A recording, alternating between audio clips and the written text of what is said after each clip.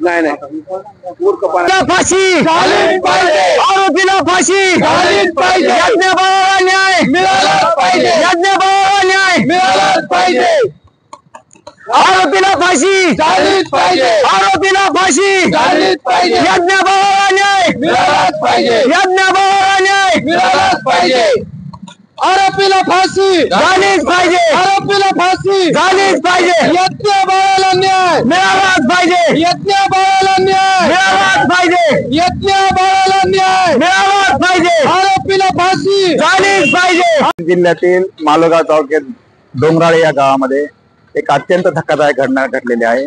3-4 वर्षाच्या यज्ञा चिमुकलीवर लैंगिक अत्याचार करून अगदी दगडाने ठेचून तिचा निर्घुण खून करण्यात आलेला आहे।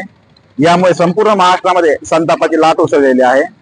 हे जे नराधम आहेत त्यांना फाशीची शिक्षा व्हायला पाहिजे।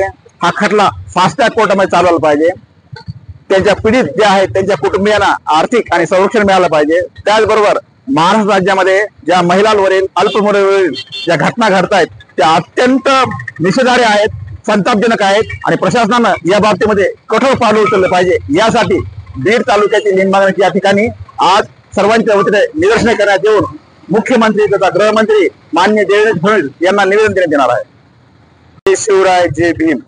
डोंगराळे तालुका मालेगाव जिल्हा नाशिक येथील यज्ञा या चिमुकलीवर जो अन्याय करून तिचा निर्गुण खून करण्यात आलेला आहे त्या नराधमाला शीघ्र गती न्यायालयात खटला चालवून कडक शासन म्हणजे फाशी झाली पाहिजे।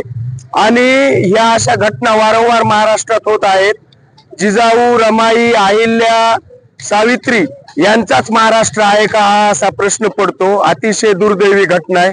आज लिंबागणेश येथील छत्रपती शिवाजी महाराज चौकात डॉक्टर गणेशरावजी ढवळे साहेबांच्या नेतृत्वाखाली या संदर्भात निदर्शनं केलेले आहेत।